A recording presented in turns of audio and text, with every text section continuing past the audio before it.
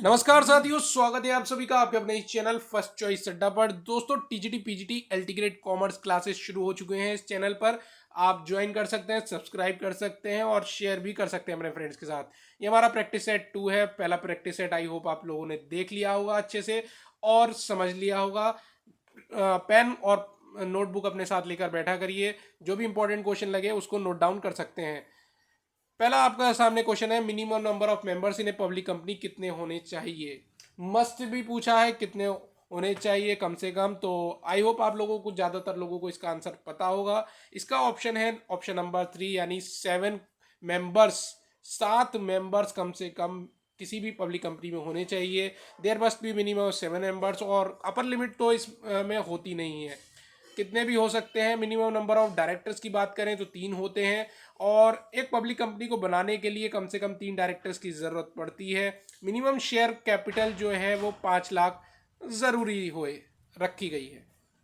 चलिए next question देखते हैं। नेक्स्ट क्वेश्चन हमारे सामने आ चुका है स्क्रीन पर। वेजेस एंड सैलरीज जो अपेयर की जाती हैं ट्रायल बैलेंस में, वो उसको दिखाया जाना चाहिए। कहाँ पर दिखाया जाता है दोस्तों? आपने ट्रायल बैलेंस बनाया ही होगा, वेजेस एंड सैलरीज दिया हुआ है, ना कि सैलरीज एंड वेजेस।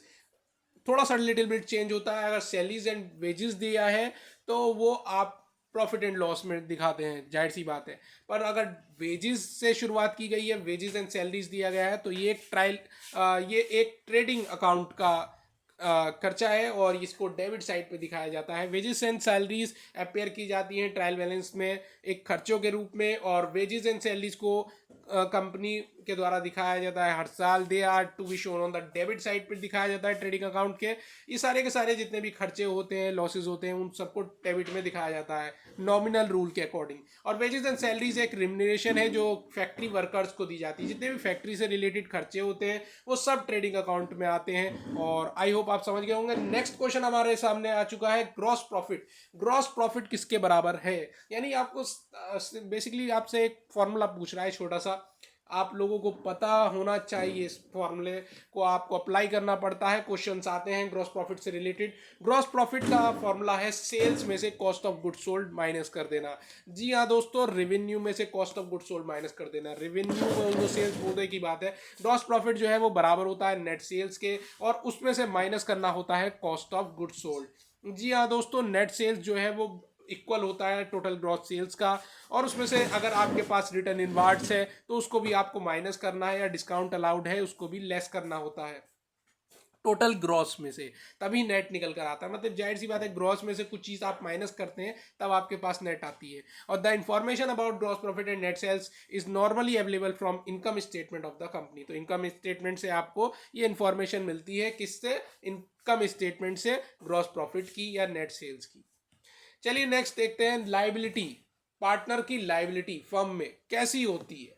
जीरो होती है, लिमिटेड होती है, अनलिमिटेड होती है, या प्रोपोर्शनेट होती है? तो दोस्तों, लाइबिलिटी किसी भी पार्टनरशिप फर्म में पार्टनर की अनलिमिटेड होती है। या उसको अनलिमिटेड लाइबिलिटी इसलिए बोला गया है क्योंकि देखिए, जितने भी जनरल पार्टनर्स होते हैं, सोल प्रोप्राइटर्स होते हैं, वो इक्वली रिस्पॉन्सिबल होते हैं डेब्ट्स और लाइबिलिटीज के। ठीक है, देखिए उनको प्रॉफिट मिलता है तो लॉस भी उनको बेयर करना पड़ता है। Most companies opt to form limited partnership where one business partner is liable only up to the amount of money that partner invested in the company. तो इसकी यहाँ पे बात बोली गई कि ज्यादातर कंपनीज क्या ऑप्शन लेती हैं कि इसका लिमिटेड पार्टनरशिप का, क्योंकि देखिए एक या एक से ज्यादा बिजनेस पार्टनर्स होते ही हैं, और वो लाइबल होंगे केवल लिमिटेड पार्टनरशिप में किस चीज़ के लिए? उन्होंने जितना अमाउंट इन्वेस्ट किया है उस तक, उसके ज़्यादा नहीं। ठीक है, उससे ज़्यादा के लिए वो लाइबल नहीं होते हैं। लिमिटेड पार्टनरशिप की बात कर रहे हैं हम। वैसे अगर दूसरी पार्टनरशिप जनरल पार्टनर्स की बात करें या सोल प्रोप्राइटर्स की बात करें, तो वो सारे के सारा डेब्ट्स के लिए रिस्पॉन्सिबल हैं। चाहे उनको अपनी पर्सनल संपत्ति बेचनी पड़े तब भी उनको वो चुकाना है। और मोटरसाइकिल है, कंपनी की है या घर की है, तो ये सोल प्रोप्राइटर सारा का सारा प्रॉफिट लेता है, अपने पास रखता है। ठीक है, तो लाइबल भी तो सारे के सारे लॉस के लिए होगा ना होगा, और उसको अपनी पर्सनल संपत्ति भी बेचनी पड़ सकती है अगर लॉस होता है। Which of the following is not a cash inflow? Cash inflow नहीं है माय फ्रेंड्स। देखिए, कैश इनफ्लो का मतलब क्या होता है? अभी पैसा आ रहा है बिजनेस में, और कैश आउटफ्लो क्या होता है? पैसा जा रहा है। अब पैसा किस तरीके से आएगा? डेटर्स घट रहे हैं पर कैश तो इंक्रीज होगा। भाई एक एसेट घट रहा है, दूसरा एसेट तो बढ़ेगा, वो क्या है, कैश है, तो कैश इनफ्लो तो हो रहा भी है। शेयर्स इशू कर रहे हैं आप, अब भाई शेयर्स इशू करेंगे तो पैसा बदले में पब्लिक देगी, तो ये भी अपना कैश इनफ्लो हो गया। फिक्स एसेट्स बेच रहे हैं, भाई फिक्स एसेट्स आप बेच देंगे तो पैसा मिलेगा दूसरी पार्टी से। डिक्रीज इन क्रेडिटर्स, पर जब आपके लेनदार घटते हैं तो आपको पैसा देना पड़ता है, ना कि आपको मिलता है, तो यहाँ पे नॉट ही पूछा था, इसलिए ऑप्शन नंबर सी अपना डिक्रीज इन क्रेडिटर्स सही हो जाता है। चलिए नेक्स्ट क्वेश्चन देखते हैं। एक पार्टनर जिसकी एसोसिएशन फर्म के साथ अननोन है टू द जनरल पब्लिक, बाबा ये जनरल पब्लिक जानती नहीं वो पार्टनर है, तो इस तरीके का पार्टनर क्या कहा जाता है, सीक्रेट पार्टनर, गुप्त है एक तरीके से, है ना, सीक्रेट है कि भाई सीक्रेट जेम्स बॉन्ड की तरह, है ना, सीक्रेट मिशन कर रहा है। सीक्रेट पार्टनर क्या है कि एक पार्टनर जो कि उसके एसोसिएशन जनरल पब्लिक से अननोन है, और पर वो क्या कर सकता है, डिसीजन मेकिंग में पार्ट ले सकता है, हिस्सा ले सकता है डिसीजन मेकिंग में और मैनेजमेंट में। बिजनेस फर्म में जो भी मैनेजमेंट हो रहा है, डिसीजन मेकिंग हो रही है, उसमें वो पार्टिसिपेशन ले सकता है, पर अननोन पब्लिक के साथ वो क्या है, अननोन पब्लिक के साथ फेमिलियर नहीं है ना। चलिए नेक्स्ट देखते हैं। Trading account, trading account prepare किया जाता है, क्यों प्रिपेयर कर रहे हैं भाई trading account, profit and loss, balance sheet, ये सब क्यों प्रिपेयर करते हैं, है ना, इसकी एक वजह होती है भाई, आपको फाइनेंशियल स्टेटमेंट क्यों बनाए जाते हैं, क्योंकि आपको पता है कि आपको पता करना है कि आपका कितना, बिजनेसमैन अगर आप हैं तो आपको पता करना है कितना प्रॉफिट हो रहा है, कितना लॉस हो रहा है, बिजनेस आगे चलाना चाहिए नहीं चलाना चाहिए। अब ट्रेडिंग अकाउंट क्यों बनाया जा रहा है, ट्रेडिंग अकाउंट यहाँ पर कुछ बात अलग है कि कॉस्ट ऑफ गुड्स सोल्ड के लिए, जीपी या लॉस के लिए, नेट प्रॉफिट के लिए, ऑपरेटिंग इनकम के लिए। तो देखिए प्रॉफिट पता करना है ना, हमें तो प्रॉफिट पता करना है, हमें तो लॉस पता करना है। वो कैसे पता चलेगा, ग्रॉस प्रॉफिट और ग्रॉस लॉस से पता चलता है ट्रेडिंग में। नेट प्रॉफिट भाई अपना प्रॉफिट एंड लॉस, यहाँ पर ट्रेडिंग अकाउंट ग्रॉस प्रॉफिट या लॉस हो सकता है, ठीक है, तो इससे हमें पता चलता है कि ग्रॉस प्रॉफिट हुआ कि इस साल ग्रॉस लॉस हो गया, है ना। तो direct profit is prepare to find out the direct profit कितना हुआ है, हमने जो सामान बेचा उस पर डायरेक्ट हमें मोटा मोटा प्रॉफिट कितना हुआ वो पता चल जाता है हमें, किससे, वो हमें ट्रेडिंग अकाउंट से। This includes the sales, include हो जाती है इसमें, क्लोजिंग स्टॉक आ जाते हैं, एज क्रेडिट आइटम, परचेज आ जाती है, डायरेक्ट खर्चे आ जाते हैं डेबिट आइटम्स के रूप में। तो यहाँ पर क्या है, result of trading account show करता है ग्रॉस प्रॉफिट या लॉस।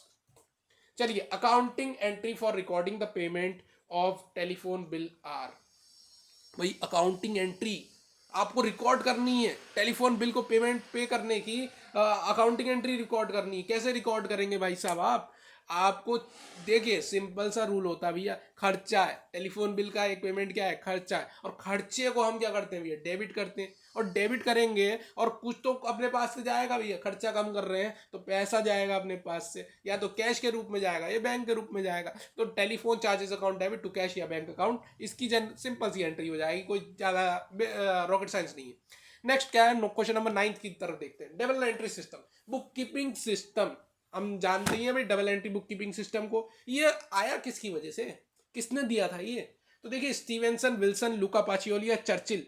यहाँ पे आपके सामने ऑप्शन है और आपने तुरंत देख के पता लगा लिया होगा, हर जगह आप पढ़ते हैं लुका पाचियोली इसका सही आंसर, ये फादर कहे जाते हैं मॉडर्न बुक कीपिंग के। आपको बता दूं तो modern double entry book keeping system जो इन्वॉल्व हुआ था इटली में, वेनिस शहर है उसमें हुआ था 13th और 14th शताब्दी में, 13वीं और 14वीं शताब्दी में, सेंचुरी में इसको इवॉल्व किया गया था। और लुका पाचियोली आपको याद रखना है, इसके पापा कौन है, लुका पाचियोली है।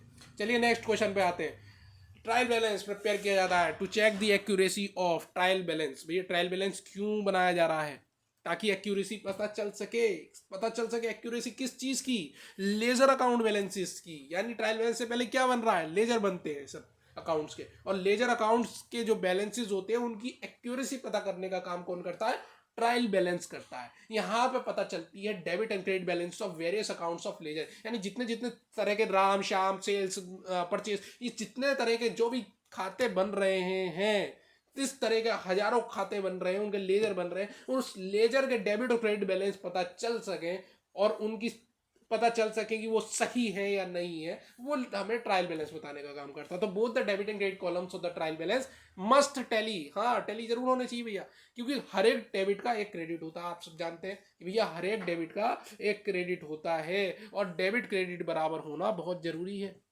चलिए नेक्स्ट क्वेश्चन देखते हैं। The person who advance scientific management principles, scientific management principles किसने दिए हैं? सिंपल सा क्वेश्चन है, जल्दी 2 सेकंड के तब आपको बता देना है। Frederick Winslow Taylor. जी हाँ दोस्तों, फ्रेडरिक विंसलो टेलर हमारे जो हैं वो साइंटिफिक मैनेजमेंट के पापा हैं। नेक्स्ट क्या? Under fixed capital method. Fixed capital method capital account के साथ साथ आप कौन सा अकाउंट बनाएंगे हर एक पार्टनर के लिए? खोलेंगे कौन सा अकाउंट खोलेंगे आप हर एक पार्टनर के लिए अगर आप फिक्स्ड कैपिटल मेथड का यूज कर रहे हैं? देखिए 2 तरीके के मेथड थे, आपने 12th क्लास की बुक में पढ़ा होगा ये चैप्टर। तो फिक्स्ड कैपिटल मेथड, एक फ्लक्चुएटिंग कैपिटल मेथड, 2 तरीके के होते हैं। अभी फिलहाल फिक्स्ड कैपिटल मेथड की बात कर लेते हैं। तो इसमें फिक्स्ड कैपिटल मेथड में कैपिटल अकाउंट के साथ साथ पार्टनर्स का करंट अकाउंट भी शामिल होता है। कैपिटल अकाउंट के साथ साथ पार्टनर का करंट अकाउंट भी खुलता है। पार्टनर करंट अकाउंट खुलता है हर एक पार्टनर के लिए फिक्स्ड कैपिटल मेथड में। ये क्यों खुलता है, क्या वजह है इसके खुलने की? तो देखिए कैपिटल हर एक पार्टनर की रहती है फिक्स, वो बदली नहीं जा सकती। जैसा कि इसका नाम ही है फिक्स कैपिटल, मतलब कैपिटल तो फिक्स है, उसको अल्टरेशन नहीं कर सकते, उसको आप बदल नहीं कर सकते, उसको आपको चेंज नहीं करना है।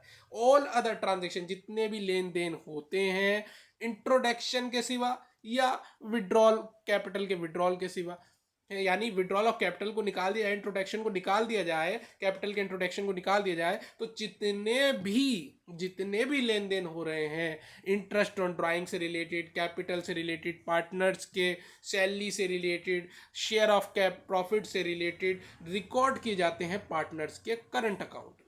तो पार्टनर्स के करंट अकाउंट में क्या क्या चीज़ें आएंगी, एक बार फिर से रिकॉल कर लेते हैं भाई। ड्राइंग आ जाएगी, ठीक है, पार्टनर्स की सैलरी आ जाएगी, ठीक है। ड्राइंग क्या, कौन सी ड्राइंग पे? इंटरेस्ट, याद रखना, interest on drawing, interest on capital, IOC IOD जिसको शॉर्ट फॉर्म में कहा जाता है, पार्टनर की सैलरी, प्रॉफिट का शेयर, ये सब पार्टनर्स के करंट खाते में आते हैं। चलिए नेक्स्ट देखते हैं। 4 P's, 4 P's आपने पढ़े होंगे मार्केटिंग के 4 P's आपने पढ़े होंगे। कौन कौन से 4 P's हैं वो बताने हैं आपको भैया। पहला होता है प्रोडक्ट, दूसरा होता है प्राइस, तीसरा होता है प्लेस और चौथा होता है promotion. Product, price, place, promotion, 4 P हो गए। प्रोडक्ट, प्राइस, प्रोडक्ट बना, उसका प्राइस तय किया, प्लेस क्या है उसका, और प्रमोट कैसे करना है उसको, यानी माल बनकर तैयार हुआ, उसकी कीमत तय है, उसकी जगह तय है, उसका प्रमोशन कैसे होगा। तो प्रोडक्ट क्या है? व्हाट यू सेल, आप क्या बेचते हो, क्या बेचना चाह रहे हो।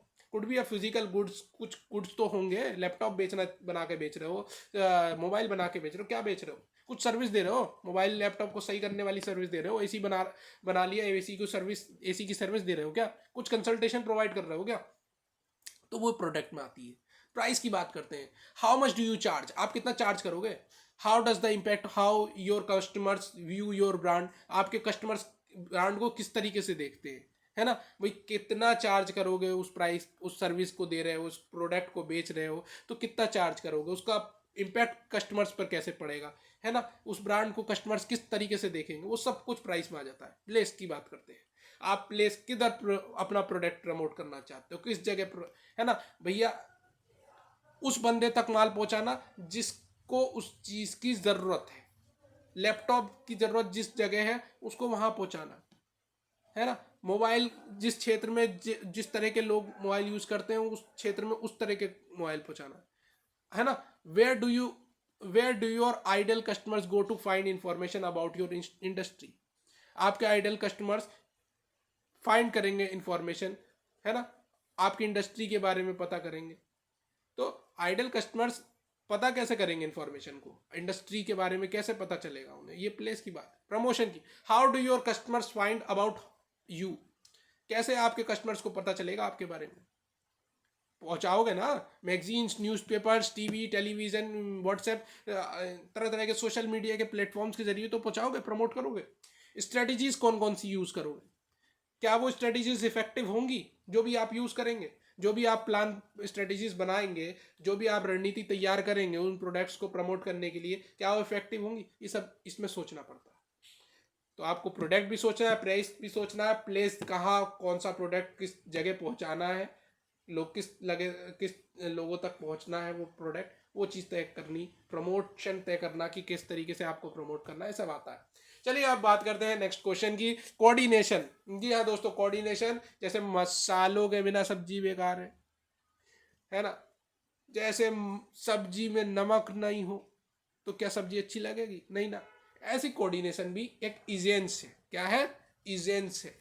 Coordination is needed to perform all the functions of management. Coordination की जरूरत क्यों होती है? ताकि आप परफॉर्म करें, तरह तरह के फंक्शंस मैनेजमेंट के परफॉर्म करें और वो अच्छे से परफॉर्म हो, ये देखने का काम कोऑर्डिनेशन का होता है।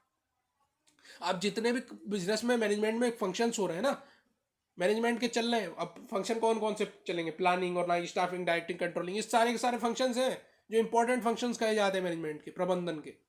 अब इस प्रबंधन के फंक्शंस में को अच्छे से चलाने का काम कोऑर्डिनेशन का ही होता है। तो सबसे पहले हम बात करते हैं प्लानिंग की। जी हाँ दोस्तों, प्लानिंग, प्लान मतलब कुछ योजना तैयार करना। कोऑर्डिनेशन का काम यह है कि उसको देखना कि जितने भी ऑब्जेक्टिव्स हैं, अवेलेबल रिसोर्सेज हैं, उनमें कोऑर्डिनेशन बना रहे। यानी उद्देश्य जो तैयार किए गए, जो प्लान बनाया गया, जो गोल हमने तय किया, और जो हमारे पास अवेलेबल रिसोर्सेज हैं, उनमें एक तरीके से सामंजस्य बैठाने का कार्य कोऑर्डिनेशन का है। दूसरा है ऑर्गेनाइजेशन, ऑर्गेनाइजिंग। एक इनइफेक्टिव हो जाती है अगर कोऑर्डिनेशन ना हो। तो डिफरेंट डिपार्टमेंट्स हैं, डिविजन्स हैं, परचेज डिपार्टमेंट है, सेल्स डिपार्टमेंट है, प्रोडक्शन डिपार्टमेंट है, तरह तरह के डिपार्टमेंट है, डिविजन्स बनाए गए हैं, और उन सब में कोऑर्डिनेशन ना होगा तो ऑर्गेनाइजेशन इफेक्टिव मानी जाती है। स्टाफिंग, स्टाफिंग की बात करते हैं। कोऑर्डिनेशन जरूरी है, रिक्वायर्ड है between the required skills and abilities of an individual who is selected to perform a job. यानी कोऑर्डिनेशन की जरूरत बहुत ज्यादा है जहां आपका स्किल्स यूज किए जा रहे हैं, जहां पे योग्यता यूज की जा रही, किसी भी इंडिविजुअल की, एम्प्लॉय की, किसी भी आपके वर्कर की जो भी स्किल्स या एबिलिटीज यूज की जा रही हैं वो सही से यूज की जाए और सिलेक्ट किया जाए उनके जॉब के अकॉर्डिंग। जो बंदा जिस काम के लिए इम्पोर्टेंट है उस काम के लिए उस बंदे को रखा जाए, उस काम पर उस बंदे को रखा जाए। Right man for the right job. Fourth क्या है? डायरेक्टिंग। देखिए डायरेक्टिंग इम्पॉसिबल है, करना मुश्किल है। कब कब मुश्किल है? एंड ऑफ नो वर्थ, और किसी काम की नहीं है। कब किसी काम की नहीं है? जब उसमें कोऑर्डिनेशन नहीं होगा। किनके बीच में कोऑर्डिनेशन नहीं होगा?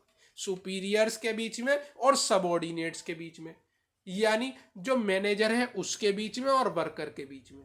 अगर कोऑर्डिनेशन नहीं है, लोग उनके मतभेद चल रहे हैं, तो जो काम सुपीरियर सौंपेगा सबऑर्डिनेट उस काम को नहीं करेगा, और करेगा भी तो बेमन से करेगा, जिससे कंपनी का भला नहीं हो सकता। पांचवी चीज, कंट्रोलिंग। कोऑर्डिनेशन हेल्प करता है, इंश्योर करता है कि जो भी एक्चुअल रिजल्ट्स निकल कर आए, जो भी सही सही रिजल्ट्स निकल कर आए, वो फ्रूटफुल होने चाहिए। चलिए, कोऑर्डिनेशन हर एक लेवल पर, मैनेजमेंट के हर एक लेवल पर होना चाहिए। बात करते हैं कितने तरीके के लेवल्स होते हैं मैनेजमेंट के। मैनेजमेंट के 3 तरीके के लेवल्स माने जाते हैं। एक होता है टॉप लेवल, दूसरा होता है मिडिल लेवल, और तीसरा होता है लोअर लेवल। यानी टॉप लेवल कौन से होते हैं, मिडिल लेवल के बंदे कौन से होते हैं, और लोअर लेवल के कौन से होते हैं, ये हमें पता होना चाहिए। टॉप लेवल क्या करता है? पूरी ऑर्गेनाइजेशन को चलाने का कार्य कर रहा है और देख रहा है कि जो भी गोल्स हमने पहले से तैयार किए हैं, क्या उस पर काम हो रहा है या नहीं हो रहा। मिडिल लेवल फिर क्या कर रहा है?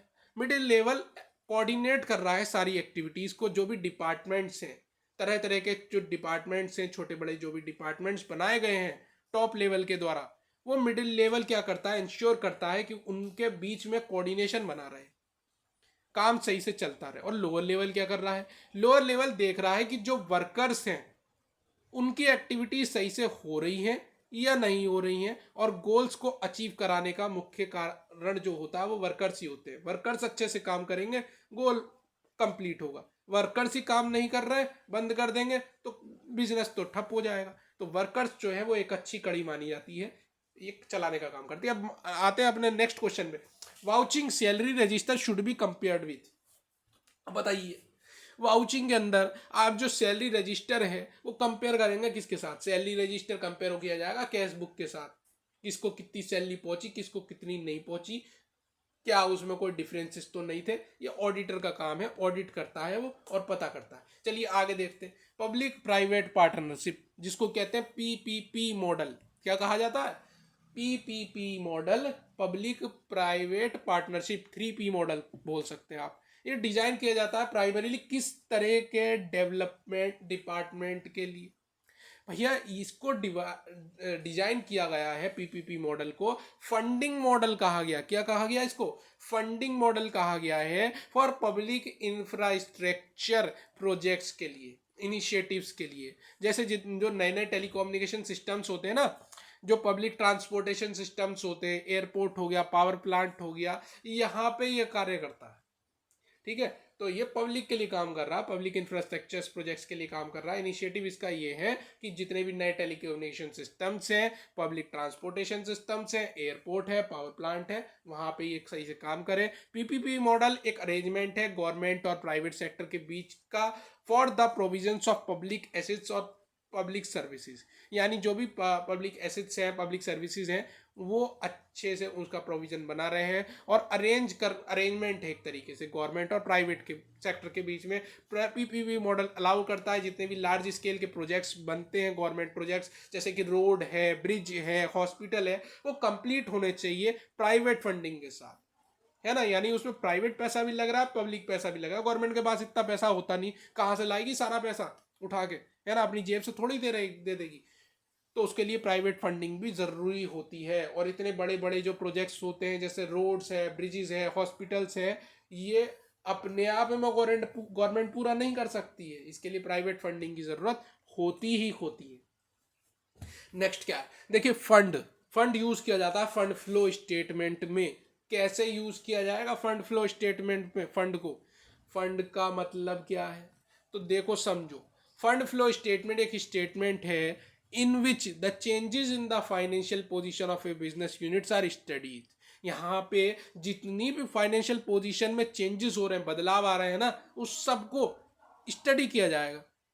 एक तरीके से स्टेटमेंट है जो बताता है कि जितने भी सोर्सेज हैं फंड्स के, जहां से पैसा आ रहा है और जो पैसा यूज किया जा रहा है गिवन टाइम में, फॉर पीरियड ऑफ टाइम में, ठीक है, तो उसमें क्या बोला जा रहा है कि funds means working capital. Funds का मतलब क्या है? वर्किंग कैपिटल से मतलब है जो बताता है करंट एसेट्स और करंट लायबिलिटी का डिफरेंस। यानी वो जो एक्सिस पैसा है, यानी करंट एसेट्स में से करंट लायबिलिटीज को जो घटाएंगे तो जो एक्सिस निकल कर आएगा वही फंड है, उसी को वर्किंग कैपिटल भी कहते हैं। सो बेसिकली ये फंड फ्लो स्टेटमेंट स्टडी करता है चेंज, यानी बदलाव, चेंज को स्टडी करने का काम कर रहा है। बिजनेस यूनिट्स में जो भी चेंजेस हो रहे हैं उसको स्टडी करने का काम कर रहा है। करंट एसेट्स और करंट लायबिलिटीज में जो भी चेंजेस हुआ है एक अकाउंटिंग ईयर में, एक बिजनेस ईयर में, उसको बताता है। फाइनेंशियल स्टेटमेंट्स क्या इंक्लूड करता है, तो देखिए फाइनेंशियल स्टेटमेंट बनते हैं और उसमें आ जाता है profit and loss, balance sheet, इसके अलावा कैश फ्लो स्टेटमेंट भी आ जाएगा, उसमें इनकम स्टेटमेंट भी आ जाएगा और स्टेटमेंट आ जाएगा जो भी ओनर्स की इक्विटी में चेंज हुआ, स्टॉक होल्डर्स की इक्विटी में चेंज हुआ, उस तरह के स्टेटमेंट भी आते हैं। तो एक स्नैपशॉट की तरीके से एंटाइटी यानी बिजनेस एंटाइटी जो बिजनेस चल रहा है उसका स्नैपशॉट देने का काम करता है एक पार्टिकुलर डाटा डेट पर। कौन? Balance sheet. तो बैलेंस शीट क्या कर रहा है? एक प्रोवाइड कर रहा है, स्नैपशॉट दे रहा है कि हमारे पास कितने एसेट्स हैं, कितने लायबिलिटीज हैं इस पार्टिकुलर डेट पर। अब रिटर्न इनवार्ड की बात करते हैं। दो तरीके के होते हैं, एक होता है सेल्स रिटर्न, एक होता है purchase return. Return inward, return outward. ठीक है भैया, अगर तुमने कोई माल बेचा है वो वापिस से आ जाए तुम्हारे पास तो रिटर्न इनवार्ड। तो भैया आप समझ गए होंगे इसमें ये किस में से डिडक्ट होगा? भैया सेल्स रिटर्न, सेल्स से ही तो डिडक्ट की जाएगी, तो सेल्स आ जाएगा इसका सही उत्तर। तो रिटर्न इनवार्ड एक तरीके से फ्लो हो रहा है goods in the business which were sold, यानी जो माल बिक गया था वो वापिस आ रहा है तो it is deducted from the sale. Sale तो कम हो गई ना, पहले सेल्स आप ज्यादा दिखा रहे होगे, अभी सेल्स कम हो जाएगी। तो बैलेंस दिखा रहा है to show the actual position of the firm and deduct the amount which is returned as it is no more a part of sales. ये ज्यादा पार्ट नहीं है सेल्स का and is with the firm itself.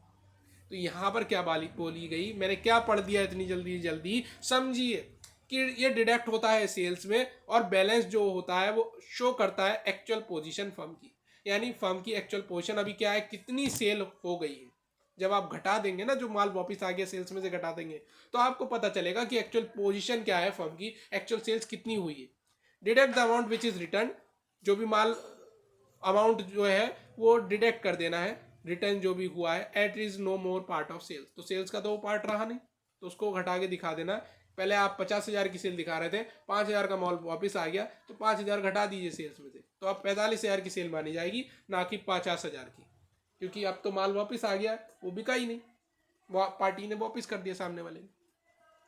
Next समझते हैं भैया, which one of the following is not a characteristics of A company. Company की विशेषता नहीं है दोस्तों, तो विशेषताएं पता होनी चाहिए सबसे पहले तो कंपनी की। सेपरेट लीगल एंटिटी क्या विशेषता है, हाँ भैया ये अपनी अलग चलती है कानून की नजरों में। In the eyes of law company has separate existence, इसका एक अलग ही पहचान होती है, आइडेंटिटी होती, तो ये तो फीचर है। Perpetual existence, incorporated association, no separation between ownership and management. तो देखो भैया, perpetual existence, incorporated association, separate legal entity, इस सारे के सारे फीचर्स हैं। बस यहाँ पर जो वर्ड दे दिया नो सेपरेशन, सेपरेशन तो होता भैया, ओनरशिप अलग मैनेजमेंट अलग, यानी मैनेजमेंट और ओनरशिप के बीच में एक तरीके से सेपरेशन है, कहा जाता है मालिक अलग है कंपनी का और कंपनी अलग है, उसको मिक्सअप नहीं कर सकते आप। प्राइवेट कंपनी में कम से कम मेंबर्स कितने होने चाहिए, तो कम से कम मेंबर्स होने चाहिए दो दोस्तों, है नहीं, 2 मेंबर या 2 शेयर होल्डर्स कम से कम माने गए हैं, और ये कहता है कंपनी एक्ट 2013। और मैक्सिमम कितने हो सकते हैं, तो कह देना भैया 200 हो सकते हैं। जो एक्ट प्रोवाइड करता है प्राइवेट लिमिटेड कंपनी का, वो बोलता है कम से कम 2 डायरेक्टर होने चाहिए, और मैक्सिमम नंबर ऑफ डायरेक्टर पूछे तो आप बताना 15 डायरेक्टर्स हो सकते हैं मैक्सिमम, यानी ज़्यादा से ज़्यादा मैक्सिमम कितने डायरेक्टर्स होंगे कंपनी में, 15, और कम से कम कितने होंगे, 2, तो 2 ही मेंबर, 2 ही शेयर होल्डर, 2 ही डायरेक्टर। मैक्सिमम पूछे डायरेक्टर 15 बताना, मैक्सिमम पूछे मेंबर्स तो 200 बता देना। नेक्स्ट आ जाता है maximum number of A members in A private company, तुरंत बता दो 200 है, देर मत लगाओ। नेक्स्ट क्या है, in the absence of an agreement the partners are entitled to get this. भैया एग्रीमेंट हुआ नहीं, पार्टनरशिप डीड हुई नहीं, तो पार्टनर्स को एंटाइटल किया गया कि भैया क्या क्या मिलेगा तुम्हें, क्या क्या नहीं मिलेगा। तो जब भी पार्टनरशिप डीड ना हो, जब भी पार्टनरशिप डीड ना हो, तो क्या हमें चीज़ें ध्यान में रखकर चलनी है, वो हमें देखना है।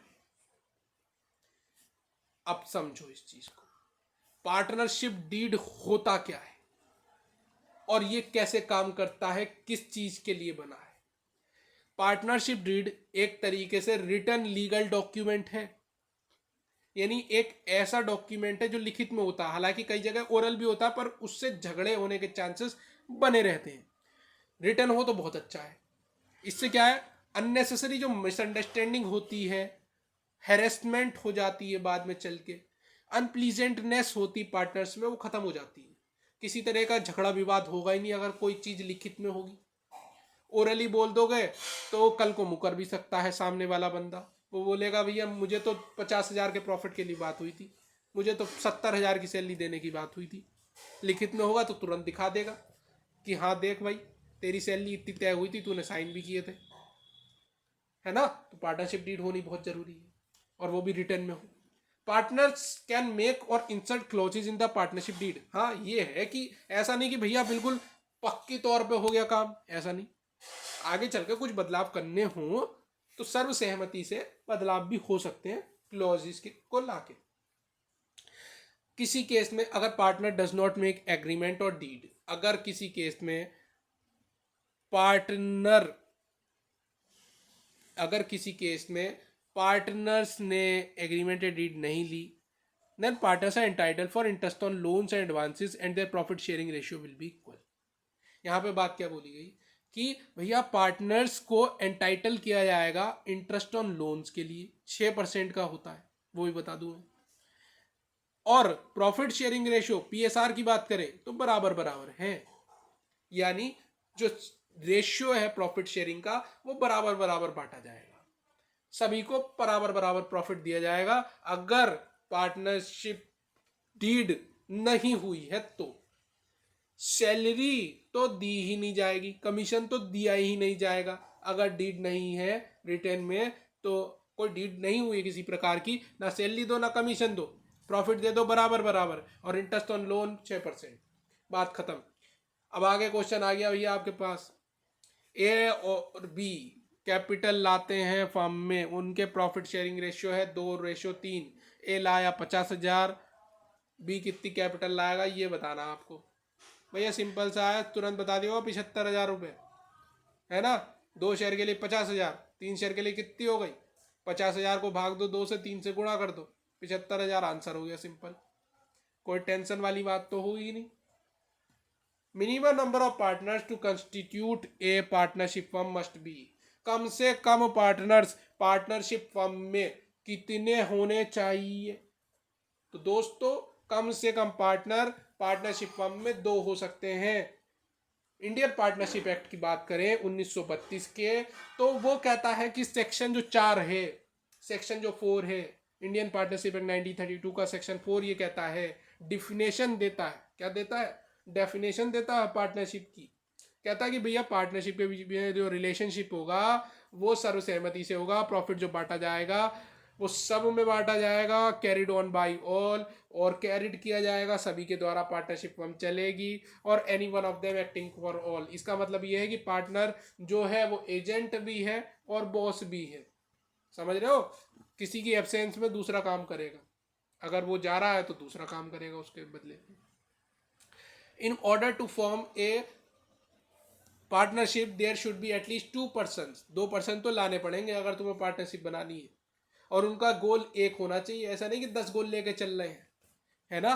तो गोल्स और जो ऑब्जेक्टिव होंगे वो एक होगा, और गोल्स एक होगा, कॉमन गोल होगा, और उस गोल के को हासिल करने के लिए वो काम कर रहे होंगे, और 2 पर्सन होंगे, और सब एक दूसरे का सहयोग करते हुए आगे बढ़ेंगे, प्रॉफिट बांटा जाएगा आपस में। और ये कहती है सेक्शन 4 पार्टनरशिप एक्ट 1932 की डेफिनेशन। हर एक पार्टनर क्या है, हर एक पार्टनर मैंने अभी पीछे ही बताया आपको, हर एक पार्टनर एजेंट भी है फर्म का, हर एक पार्टनर प्रिंसिपल या प्रोप्राइटर या ऑनर भी है फर्म का, ठीक है। तो ऑनर भी है एजेंट भी है, दोनों, है ना। कभी वो मालिक बन के काम भी कर सकता है और कभी वो एम्प्लॉय बन के काम भी कर सकता है, दूसरे के बिहाफ में भी कार्य कर सकता है, ये हर एक पार्टनर के लिए बोला गया है। चलिए नेक्स्ट देखते हैं भैया, what is a sleeping partner. Sleeping partner क्या है, स्लीपिंग सोता हुआ पार्टनर, जैसा कि नाम ही है इसका, सोता हुआ पार्टनर। सोता हुआ पार्टनर कैसा पार्टनर हो, जो कुछ कैपिटल तो लाएगा बिजनेस में पर एक्टिव पार्टिसिपेशन नहीं लेगा, who does not participate in operation or business of the firm or manage the business is known as sleeping partner। Sleeping partner वो पार्टनर जो भैया कोई कार्य नहीं करता, आलसी है एक तरीके से। सोता बंदा कैसा होता भैया, आलसी होता ना, जो सोता है वो आलसी होता, तो आलसी बंदा होता है ये, पैसा दे दिया, कहा कह रहा काम नहीं करूंगा मैं बिल्कुल भी। आगे क्या भैया, एक फर्म क्या है, डिसॉल्व की जाती है कब, एक फर्म डिसॉल्व होती है कब होती है, ये ध्यान में रखने वाली बात है। पार्टनर की डेथ पे, पार्टनर के रिटायरमेंट पे, या सभी पार्टनर्स के कंसेंट से, या इनमें से कोई भी नहीं। तो देखिए जब सब पार्टनर्स की रजामंदी होगी तब फर्म डिसॉल्व होगी, वरना 3 पार्टनर है, 2 ने बोल दिया, एक ने मना कर दिया, फर्म डिसॉल्व नहीं हो सकती, ठीक है। तो डेथ हो जाए सारे पार्टनर्स की तब, ठीक है, और death of all partners except 1, एक पार्टनर बचा है, सभी पार्टनर्स की डेथ हो गई, तो पार्टनरशिप फर्म बची कहाँ, वो तो फिर सोल प्रोप्राइटर बचा अकेला बंदा, है नहीं। तो यानी सभी पार्टनर मर गए तब भी पार्टनरशिप फर्म खत्म, या पार्टनर्स ने सभी ने कह दिया भैया अब हम नहीं चलाएंगे आगे फर्म, तो सभी पार्टनर्स कह रहे हैं और उसमें कोई भी मना नहीं कर रहा, तो फर्म डिसॉल्व कर सकते हैं। अब यहाँ पे बोला गया in which condition a partnership firm is deemed to be dissolve, मानी जाएगी भी डिसॉल्व हो गई on expiry of the period of partnership. Partnership firm का एक पीरियड होता है दोस्तों, और जब उस एक्सपायरी डेट पर आ जाएंगे, अगर वो चाह रहे हैं कि आगे उसको रिज्यूम कर दें तो कर सकते हैं, कोई दिक्कत नहीं है। आगे उसको बढ़ाना चाह रहे हैं, एक्सटेंड करना चाह रहे हैं, कर सकते हैं, नहीं तो एक्सपायरी डेट पर उसका डिसोल्यूशन कर सकते हैं। आगे क्या है, partnership firm is not registered. अगर पार्टनरशिप फर्म रजिस्टर ही ना हो तब क्या कर सकते हैं। देखिए, रजिस्ट्रेशन पार्टनरशिप का कोई कंपलसरी नहीं बोला गया कानून की नज़रों में। उन्होंने कानून ने कहा कि भैया तुम लेना चाह रहे हो, रजिस्ट्रेशन करना चाह रहे हो करो, ना करना चाह रहे हो मत करो। पर अगर नहीं करोगे रजिस्ट्रेशन तो उसके कुछ लाभ और हानि भी हैं। क्या है, firm can not file a case against any partner. Firm किसी भी पार्टनर के अगेंस्ट में केस फाइल नहीं कर सकती। रजिस्टर नहीं किया तुमने, तुम केस ही नहीं कर सकते। पहले रजिस्ट्रेशन करा के आओ, फिर केस करोगे दूसरे पार्टनर के अगेंस्ट में। ठीक है, फर्म किसी पार्टनर के अगेंस्ट में केस नहीं कर सकती, उसके लिए रजिस्ट्रेशन जरूरी है। कोई भी पार्टनर फाइल नहीं कर सकता केस दूसरी फर्म के अगेंस्ट में या अपनी फर्म के अगेंस्ट में। No partner can file a case against any other partner. एक पार्टनर दूसरे पार्टनर के अगेंस्ट में केस नहीं कर सकता। कोई पार्टनर फर्म के अगेंस्ट में केस नहीं कर सकता, फर्म पार्टनर के अगेंस्ट में केस नहीं कर सकती। यानी पार्टनर का रजिस्ट्रेशन होना जरूरी होता है। But if A partnership firm is not registered it can not file a suit against the third party. Third party के अगेंस्ट में भी सेल सूट फाइल नहीं कर सकती, केस फाइल नहीं कर सकती। No partner can file a suit against any other partner. एक पार्टनर दूसरे पार्टनर के अगेंस्ट में नहीं कर सकता। ठीक है, the firm can not file a suit against any other partner. Firm खुद की फर्म पार्टनर पर केस नहीं कर सकती, but third party can file a suit against partner. पर तीसरी फर्म तो कर सकती है ना। जो हो सकता है तीसरी फर्म ने, जो बाहर की अलग फर्म है, उसने कहीं ना कहीं रजिस्ट्रेशन करा रखा हो तो वो फाइल कर सकती है, भले ही तुमने रजिस्ट्रेशन कर रखा हो ना कर रखा हो। अगर उसने रजिस्ट्रेशन कर रखा है तो तुम्हारी फर्म के खिलाफ केस कर देगी। पर अगर तुमने नहीं रजिस्ट्रेशन कराया तो किसी भी फर्म के खिलाफ में, किसी भी पार्टनर के खिलाफ में केस नहीं कर सकते। भैया आगे बढ़ रहे हैं, पर एक बात मैं बोलना चाहूँगा कि यार सब्सक्राइब करने में कोई पैसा थोड़ी जाता है दोस्तों, है ना। पैसा नहीं जाता ना सब्सक्राइब करने में। यार सब्सक्राइब तो कर दिया करो यार, है ना। सब्सक्राइब करो, यहाँ तक पढ़ रहा हो तो सब्सक्राइब भी करो, लाइक भी करो, चैनल को शेयर भी करो। चलो आगे देखते हैं। CSO सेंट्रल स्टैटिस्टिकल ऑर्गेनाइजेशन, यानी इसको कहते हैं केंद्रीय सांख्यिकी संगठन। CSO सेंट्रल स्टैटिस्टिकल ऑर्गेनाइजेशन, इसकी स्थापना कब की गई थी ये आपको बताना है। तो दोस्तों इसकी स्थापना की बात करते हैं। केंद्रीय सांख्यिकी कार्यालय भारत में सांख्यिकीय गतिविधियों के समन्वय के लिए उत्तरदायी सांख्यिकीय और कार्यक्रम कार्यान्वयन मंत्रालय के तहत भारत में एक सरकारी एजेंसी है और सांख्यिकी मानकों को विकसित और बनाए रखता है। इसमें एक अच्छी तरह से सुसज्जित ग्राफिकल यूनिट भी है। CSO दिल्ली में स्थित है और स्थापित है। इसकी जो स्थापना हुई थी वो 2 मई 1951 में की गई थी। सेंट्रल स्टैटिस्टिकल ऑर्गेनाइजेशन, इसकी फुल फॉर्म याद कर लो एक तो, ठीक है। ये याद कर लो कि ये क्या कार्य करता है, इसका फंक्शन क्या है। तो केंद्रीय सांख्यिकी कार्यालय भारत में सांख्यिकी गतिविधियों को देखने का कार्य करता है, उसमें समन्वय बिठाने का कार्य करता है। और किस चीज के लिए उत्तरदायित्व उसका बनता है, तो सांख्यिकी और कार्यक्रम कार्यान्वयन मंत्रालय के तहत भारत में एक सरकारी एजेंसी है और सांख्यिकी मानकों को विकसित और बनाए रखता है। यानी सांख्यिकी मानकों को, उनके स्टैंडर्ड्स को बनाने का काम करता है। इसमें एक अच्छी तरह से सुसज्जित ग्राफिकल यूनिट भी होती है। CSO दिल्ली में स्थित है। कहाँ स्थित है दोस्तों, दिल्ली में।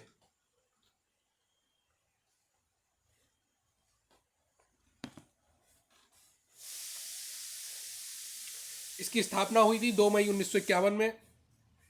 मुख्यालय इसका नई दिल्ली में। क्षेत्राधिकार की बात करें, भारत में आता है। अभिभावक विभाग है इसका सांख्यिकी और कार्यक्रम कार्यान्वयन मंत्रालय। नेक्स्ट क्वेश्चन आ चुका है आपकी स्क्रीन के सामने। Statistics is the science of estimates and probabilities. बताइए ये डेफिनेशन किसने दी है। ये डेफिनेशन दी है बॉडिंगटन ने। बॉडिंगटन ने कहा था स्टैटिस्टिक्स जो है वो एस्टिमेट्स और प्रोबेबिलिटीज का साइंस है, यानी सांख्यिकी अनुमानों और संभावनाओं का विज्ञान है। कौन कह रहा है इसे, बॉडिंगटन।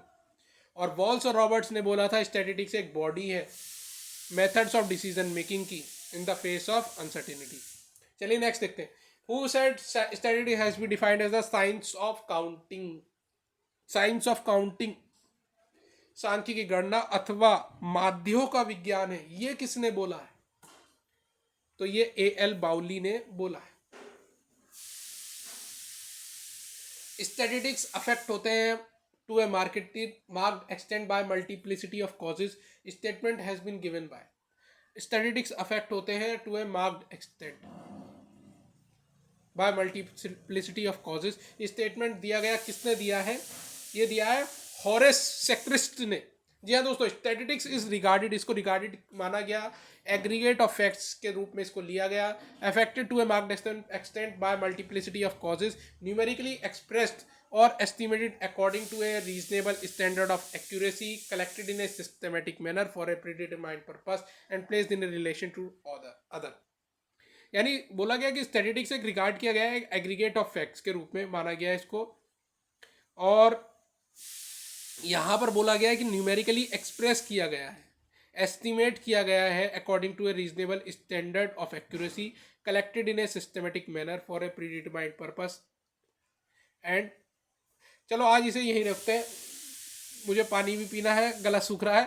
ठीक है, यहीं तक इसको विराम देते हैं, नेक्स्ट वीडियो में देखेंगे, आगे बहुत सारे क्वेश्चन हैं। Thank you.